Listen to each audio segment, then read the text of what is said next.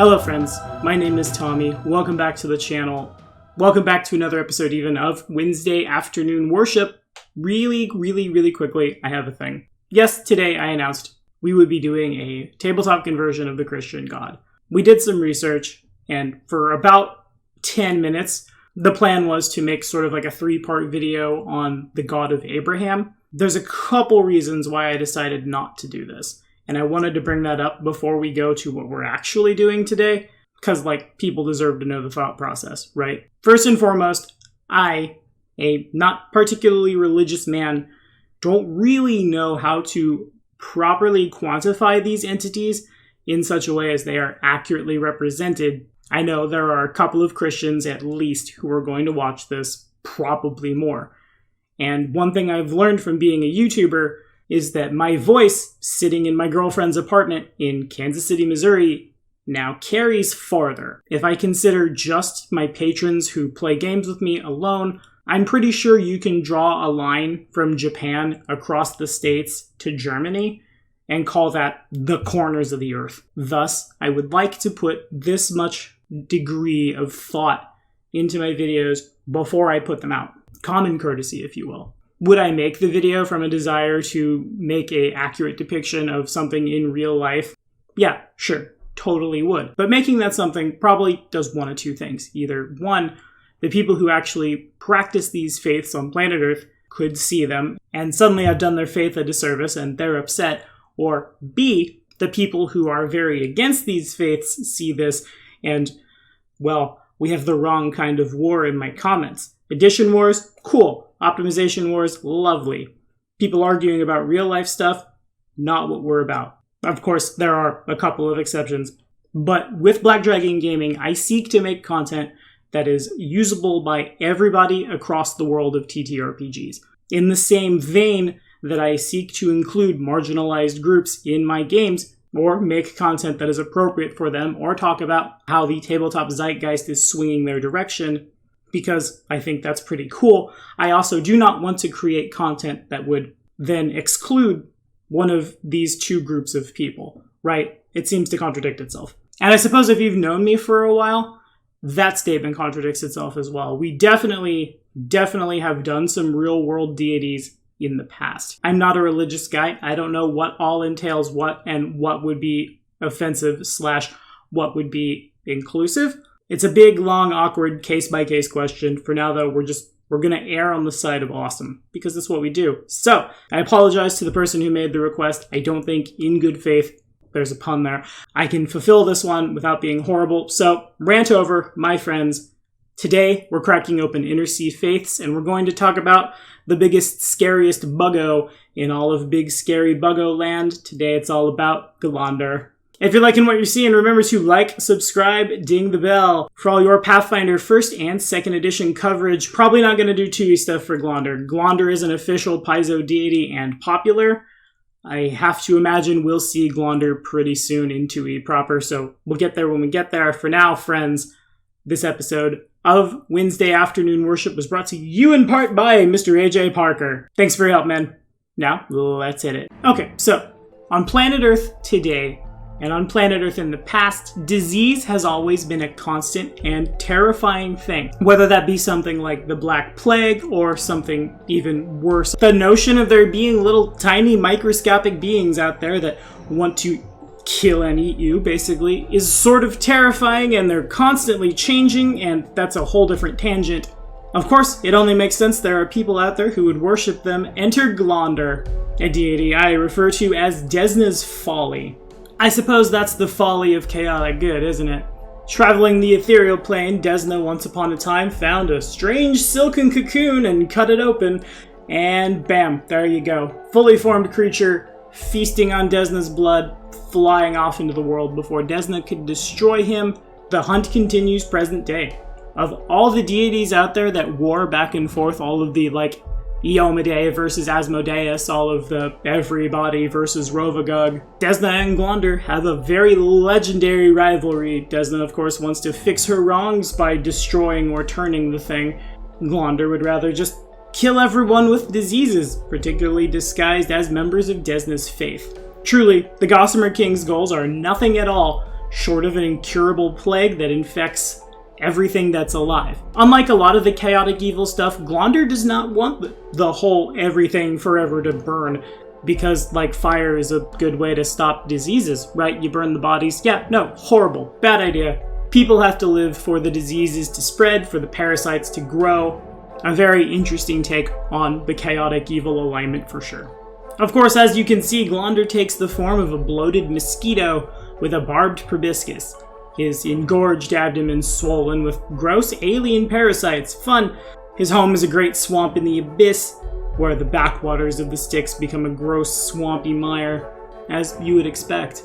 What you would not expect is that the mothers of dying babies, or the infirm, often appeal to Ghlaunder, and the god sometimes grants respite from sickness, but the consequences are always dire. Glaunder's faithful often act independently, and their entire job is, hey, just like you, by liking, subscribing, dinging the bell, and showing this video to all your friends, spreading the plague.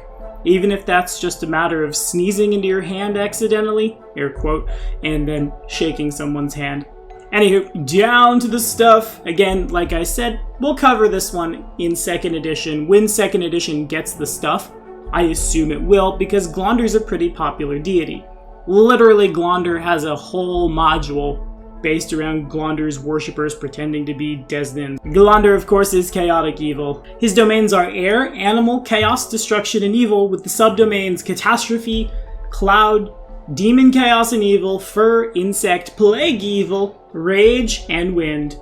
His favorite weapon is the spear, and his symbol, a mosquito, in profile. To perform Glaunder's obedience, craft a small poppet, that's a little tiny doll thing, in the shape of a flea, tick, scourge, or other such plague-carrying creature, using natural materials such as straw, and mixing your blood with foul-smelling mud or dung. Gosh, I love the chaotic evil deities. To bind the poppet together. As it dries over the course of an hour, recite verses invoking virulence, filth, and affliction on the living, whilst applying leeches to your flesh, also fun. At the end of the hour, burn the poppet and the leeches, inhale the foul vapors while meditating on the purging effects of disease on the living. Great way to lose weight, let me tell you guys. While your leech-drawn blood burns into a sacrifice to Ghlaunder. In return for that, if you are affected by a disease, any ability score damage or drain you would take from that disease today is halved. If you would take one, you take none. You can still contract diseases and spread them as normal.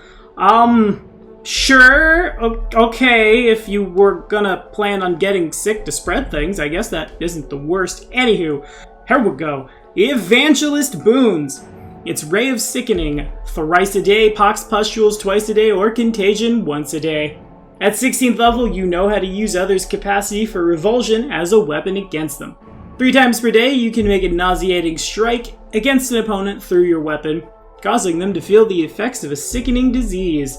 You must declare before you attack, and if you miss, it's wasted. Of course, on a hit, it's a DC 12 plus half your hit dice with no ability modifier, so that's bad. Fortitude save or be nauseated for 1d4 rounds, in addition to getting stabbed.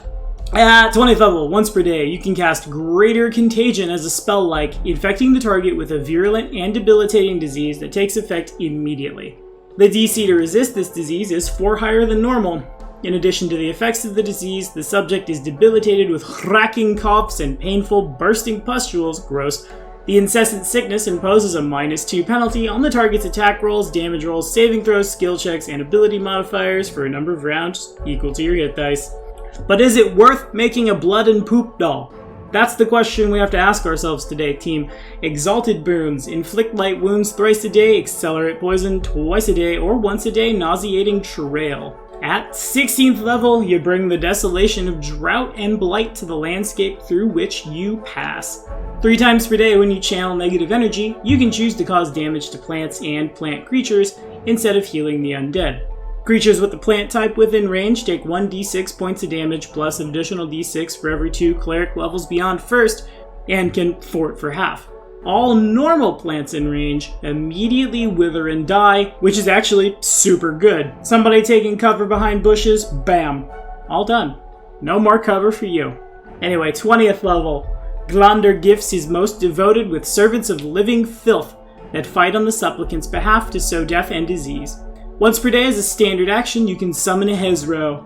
The demon follows you, it doesn't obey goodly things, and might punch you. Again, think we can miss this one unless you're getting this boon early. I like the flavor of defoliant, but, is that worth the poop doll? So many questions. Sentinel boons. Nauseating dart thrice a day, pernicious poison twice a day, normal poison once a day. 16th level, +1 profane bonus on all attack and damage rolls with spear. In addition, when you confirm a crit, your target takes 1 point of bleed for every 2 character levels you have. Bleeding creatures take that amount of damage every round at the start of their turns. Oh, is that how bleed works? Neato. And the rest of that is literally just explaining to you how bleed works. Enjoy! And at 20th level, once per day, you can inflict a debilitating disease upon your target through your weapon.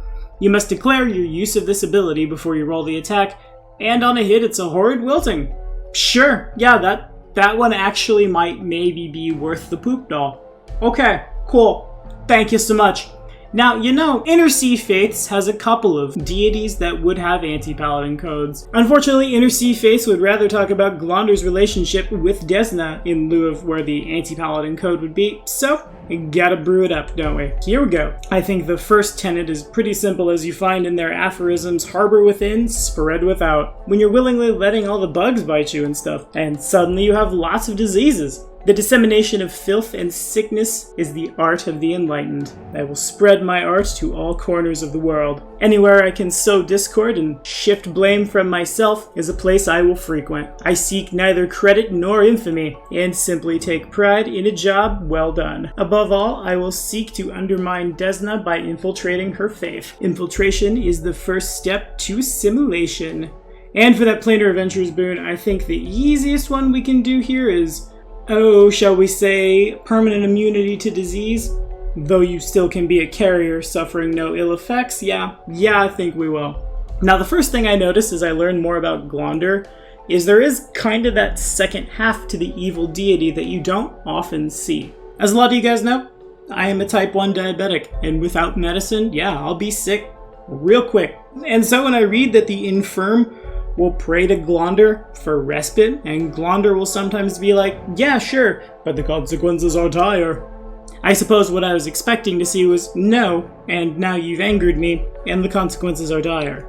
This is one of those few deities that I've seen that sits in this corner of the alignment chart that has an in that isn't so much as soul selling. A lot of the demon lords, why would a sane person worship them? I guess that's in the comments below, isn't it? Let's talk about it. Ghlaunder has an in, and I kind of like that a lot. And I will say that playing a worshipper of Ghlaunder probably has a lot of interesting, intriguey, stealthy connotations that, again, I don't think you often see. Usually it's show up, do the thing, get the reward. Ghlaunder requires a lot more of a delicate touch. Plans that take days and days and days to hatch out, which is really cool because I think we don't see that enough in TTRPGs. Ergo, I think the player and the GM have to work together really closely on this one.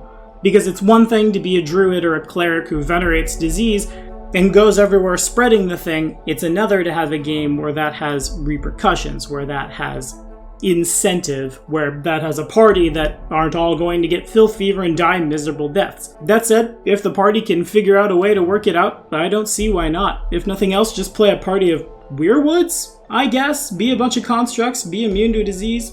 Doesn't seem like the worst thing. Anyway, what do you guys think about Ghlaunder? Have you worshipped him?